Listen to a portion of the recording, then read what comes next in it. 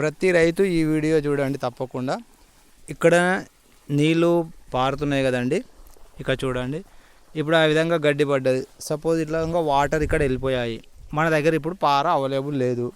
అప్పుడు చిన్న చిట్కా ఏం లేదండి, మనకు వేస్ట్గా ఉన్న పైపు ఉంటుంది కదా, ఇక ఇలాంటి పైపు తీసుకోండి ఒకటి.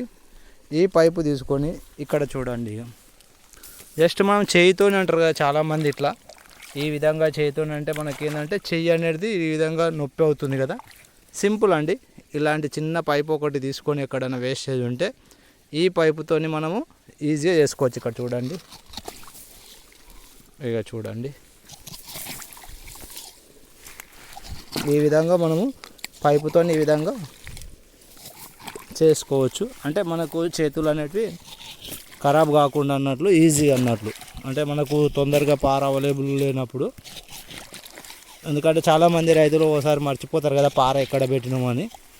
ఈ విధంగా కూడా మనము ఈ సింపుల్ చిట్కా ఇలాంటి పద్ధతి కూడా యూజ్ చేసుకోవచ్చు. ఇక్కడ చూడండి,